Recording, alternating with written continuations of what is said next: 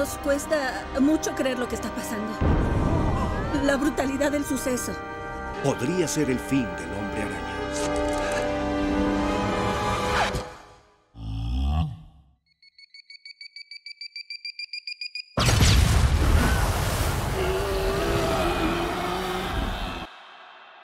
Ya hablamos de Spider-Man 2 y su interpretación de lo que debe ser un héroe, rescatando muchas cosas con las que trabaja en conjunto a su primera entrega, pues definir los orígenes de Peter Parker son tan importantes como los conflictos que afectan su vida en la secuela, por lo que hacer un análisis de su primera parte me parecería repetitivo ya que cubrimos aspectos esenciales en Spider-Man 2, pero si comentan abajo que les gustaría un comentario de la cinta y este video llega a los 10,000 likes, yo les cumplo con ese video bonus de la saga Spider-Man de Sam Raimi. Hoy toca hablar de la hermana incómoda. Spider-Man 3 esconde más errores y secretos en su escritura mediocre y su montaje de los que seguramente te puedes imaginar, pues son cosas que van más allá de tener 3 villanos y que Venom fue introducido de último momento porque Sony metía presiones. No, si te dijera, esta última película hace mal todo lo que las anteriores hacen bien y más que repetirles un contexto que todos ya conocen hasta el cansancio, mejor hoy revisemos puntualmente y a detalle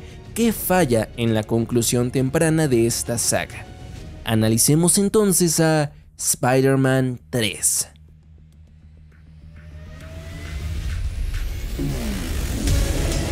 De entrada comenzamos con un título oscuro con letras blancas, lo que simboliza la oscuridad que empapará el símbolo arácnido, la caída del héroe, con percusiones antecediendo premonitoriamente la arritmia narrativa en un flujo intrascendente de condensaciones ideológicas superfluas en donde el capitalismo y cristianismo... Nah, no es cierto. Si tengo que definir a Spider-Man 3 con una palabra que la separe de las entregas anteriores, esa sería... nada. Sí, nada. Porque para mí Spider-Man 3 no se trata de nada. No tiene tema, no tiene una premisa que comprobar, el guión no cuenta nada, sus personajes no creen en algo, no representan algún valor de la vida, no hay visión de vida, no hay nada. Spider-Man 3 no se trata de nada. Vamos a comprobarlo. Bueno, de entrada visualmente es mucho más floja, los planos se simplifican, la creatividad desde el vamos se nota diluida, la construcción del plano y el lenguaje no cumplen una función narrativa tan clara como pudimos observar en la anterior entrega, donde la película abre de forma muy consciente y premeditada con Mary Jane, transicionando muy elegantemente de los créditos de inicio a un punto de vista de Peter Parker viendo el objeto que desea y necesita para la trama, y no puede obtener por su dilema de héroe, plano que se espejea y se responde a sí mismo para cerrar la película. En cambio, aquí la transición de los créditos a película es... ¿Por qué rompe el plano estático para darle paso a otra transición después de eso? ¿Qué función tenía poner esa primera transición? ¿Por qué hacerlo así? Sobra, es fácil, no aporta nada, sobre todo sabiendo que después vamos a hacer esta otra transición más interesante que nos pone, como en la segunda parte, en la perspectiva del narrador, Peter Parker. Ahorita esto parece una mafufada criticarlo, pero más adelante van a entender por qué desde esto me salta tanto y por qué este tipo de decisiones sí hunden todo. Bueno, la historia nos introduce a un Spider-Man orgulloso, estable como nunca, a años luz de la crisis de su anterior filme, encontrando el balance entre su vida personal, su figura pública y su estabilidad interna. Le va de maravilla, todo lo contrario al opening de Spider-Man 2. Esto lo que parece es que será una secuencia inicial que, al igual que en el ejemplo anterior, nos pone en contexto mediante una serie de escenas que arman una secuencia temática y con una intención específica en la historia que, sobre todo, se enfoca en exprimir una emoción específica. En este caso sería positiva, para problematizar a partir de ahí, arrancar y cimentar la trama, estableciendo las temáticas y los conflictos de la cinta. Aquí empiezan los problemas para la tercera parte, porque el inicio de Spider-Man 3 no hace eso. Pretende hacer una cantidad horrible de cosas, apresurando anticlimáticamente movimientos dramáticos no pasados ni 5 minutos, mientras monta todo como collage arbitrario. El flujo de este inicio no tiene un sentido palpable, intercala escenas sin pies ni cabeza, interrumpe secuencias que deberían ir conectadas y revuelve todo para que sientas que estás viendo muchas tramas. Lo único que esto logra es caos. Todo esto se supone que ocurre en la misma noche y el espectador siente que son días diferentes porque el montaje es errático. Con esto ni logran una cimentación clara. Yo sentí que en la primera media hora es aire de ideas que se avientan a la pantalla y no se conectan bien hasta mucho después. Aquí un ejemplo, el primer tema importante que se toca en la peli es el conflicto abierto entre Peter y Harry de la anterior película, del cual el tratamiento es ridículo. Peter sale del teatro para encontrarse acartonadamente a Harry casualmente solo para que la escena exista per se y se exponga la situación que ya conocemos entre estos dos. Corte A, la siguiente escena de esta trama es Harry ya de 0 a 100 siendo el Duende Verde y la siguiente interacción de estos dos literalmente es esto.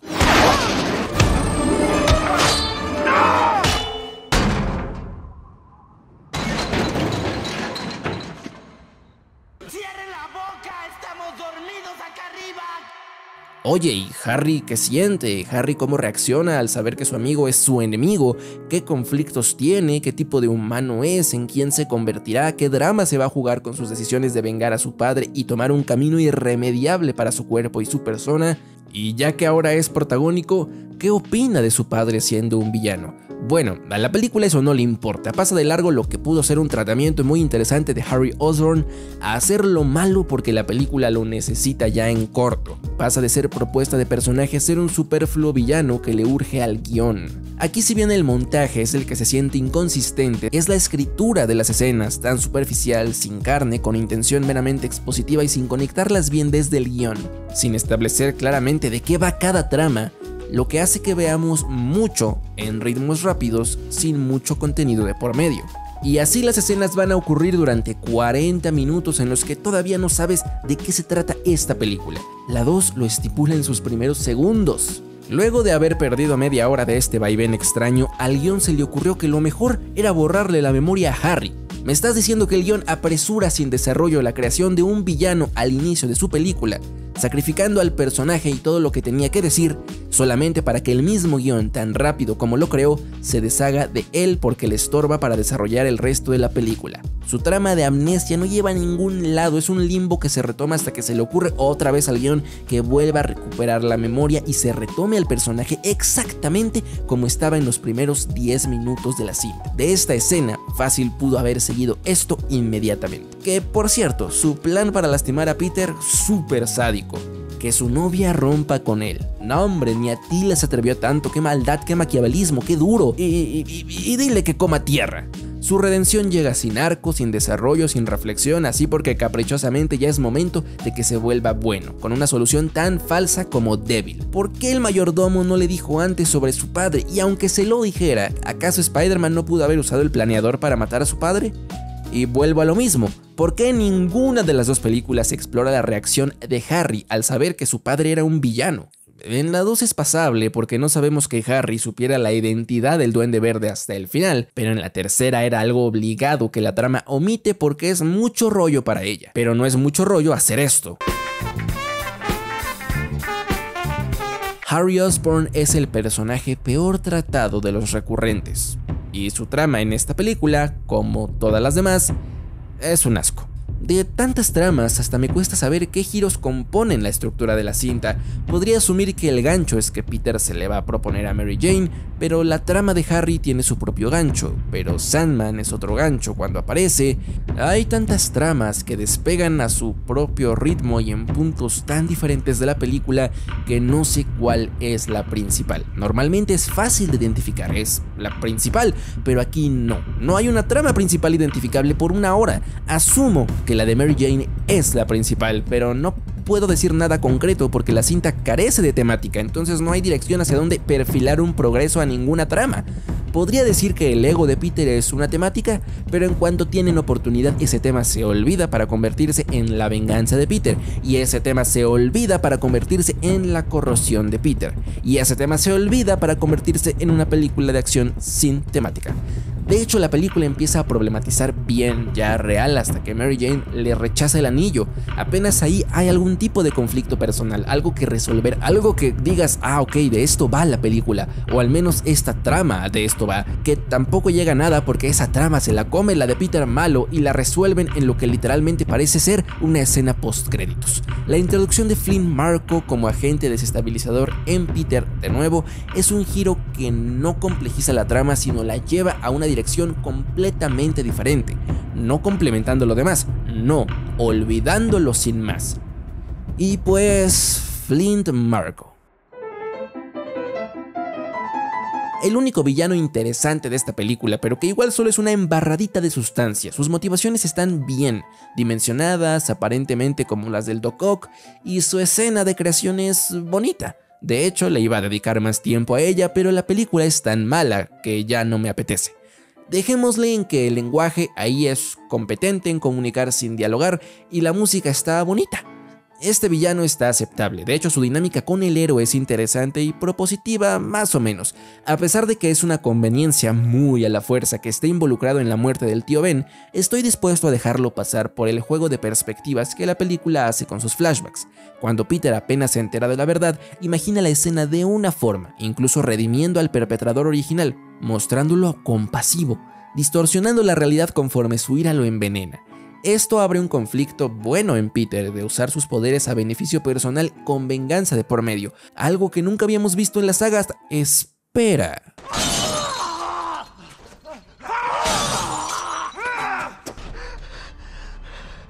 Bueno, pero aquí al menos tiene un traje negro. Y pues esa trama, al igual que todas las demás, se interrumpe intermitentemente hasta que el guión la vuelva a necesitar. Parece que las tramas y sus respectivas escenas se forman para ver a cuál le toca y no se estorben entre ellas, y ni juntándolas todas logran contar algo. Creo que lo más constante es la nueva maldad de Peter, que a encargo de la trama, reluce en momentos puntuales y toca las 4 tramas pertinentemente, pero solo las toca. El guión falla incluso en lograr que, mediante los actos de Peter, todos sus villanos le traigan consecuencias, pues no son sus acciones malvadas lo que los hace malos, sino casualidades ajenas a su actuar. Que Eddie esté en la iglesia justo cuando se separa de Venom es risible. Que sí es cierto, dentro de toda esta mamada está Venom. Llegó del espacio en una casualidad bien estúpida que no construye mundo, no forma parte del mundo de los personajes y es la introducción más floja que hayan podido escribir a un personaje. Luego se le sube a Peter y al igual que el resto de tramas desaparece erráticamente por 40 minutos hasta que el guión se acuerda de él y ya lo mete a la trama mediante una escena extrañamente sexual. Que Eddie esté en la iglesia cuando se separa de Venom es risible. Chinga, Eddie también es otra trama. Eddie es un perdedor sin dimensión de carácter, unilateralmente malvado que se cree que sale con la güerita más guapa porque le invitó a un café, sale en 4 escenas de la película, es un mediocre fotógrafo que ni a rival llega porque como dije sale en 4 escenas que ni conflicto producen, luego roba una imagen, eso no afecta en lo absoluto a la historia, pero la película pierde tiempo en eso para que creas que Peter es muy malo, aunque solo defiende su trabajo porque el guión no supo poner dilemas serios para dimensionar ni a Peter ni a Eddie, y su trama termina condensándose en que nada de eso importa porque se determina su papel como villano al hecho de que estuviera en la misma iglesia que Peter Parker cuando se vomita el simbionte. Sí, es un simbionte. Ahora sí. Que Eddie esté en la iglesia cuando se separa de Venom es risible. Es volver a hacer avanzar la trama mediante caprichos, mediante casualidades y no causalidades ni cosecha de acciones de sus personajes. Eso tal vez se hubiera valido en los primeros 10 minutos, pero no en un tercer acto. Peter sí hace cosas malas portando el traje negro, pero ninguna de esas conlleva las consecuencias del clímax, pues Eddie es rencoroso y enfermo sin que Peter le haga algo malo, porque delatarlo de robar su trabajo no es malo, aunque el guión estoy seguro que cree que sí lo es. Y todo el resto de escenas pues se subliman a esta casualidad, y partiendo de esto la película se inventa un clímax de la cola, donde Sandman ya hasta se le olvida porque existe en esta película, o sea, ayudarle a Venom a hacer todo esto no tiene ningún sentido para ayudar a su hija. Ya va ahí por compromiso, y de ese clímax hay pocas cosas que decir. Salvable la entrada de Harry porque la música es buena, pero esa música hace épica hasta un papel de baño siendo desplegado. En sí la escena es plana y cero emocionante porque la trama de Harry es cero emocionante. Lo único que me emociona de esta escena es que hagan algo así, pero bien escrito cuando salgan los Spider-Mans en No Way Home. Así es, porque sí quiero que salgan, es mi último deseo para finalizar el año y morir feliz. No me queda nada, solamente el Hombre Araña. Y otra cosa chida de este clímax es este plano. Joyita. Ojalá estuviera en una escena igual de joyita. Todos hemos terminado una exposición a las 2 AM, toda horrible, pero para cumplir con la tarea y al otro día presentarla. Pues la trama de Sandman es eso. La cierran horrible, 2 dialoguitos, un flashback ahí para que Peter llore. No te pido que me perdones, solo te pido que entiendas y ya, y acaba la trama de Sandman, así como PowerPoint. Eso no es ni redención, ni siquiera cumplió su objetivo, no hizo nada. El guión le dio un home run. ¿Qué pasó con su hija? ¿La va a ver? ¿La va a perdonar? ¿Le va a dar un abrazo antes de desaparecer por la ciudad? ¿A dónde se va Sandman? Y Harry se muere. Sí, el que es un psicópata el 90% de la película. Qué triste. Y de repente ya el guión se le olvidó y ahora es su amigo. Wow, qué profundidad. Y este iba a ser el plano final de la película. ¡No chingues! Por dignidad le agregaron esto a último momento, y asumo que fue a último momento porque no puedes premeditar un final tan espantoso y disonante a la saga. ¿Qué pasó con las secuencias de Spidey balanceándose en Nueva York bien épico? Eso es un final ya obligado por patrón, por identidad.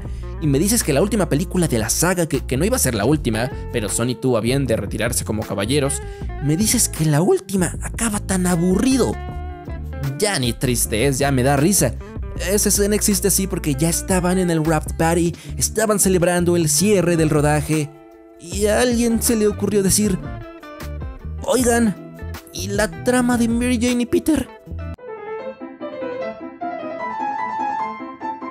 Recuerden dejarme en los comentarios si les gustaría ver un video bonus de Spider-Man 1 para cerrar la saga de Raimi y apoyar con su like para llegar a esa meta de los 10,000. De otro modo, déjenme aquí abajo qué otra película les gustaría que analizara. Ah, y también videojuegos, el que ustedes quieran lo puedo analizar. Mientras me guste. Y lo tenga. Y lo haya terminado. Y sea bueno. Y no esté caro. Y que esté en PlayStation. O que pida un i7. Nah, déjenme el que ustedes quieran.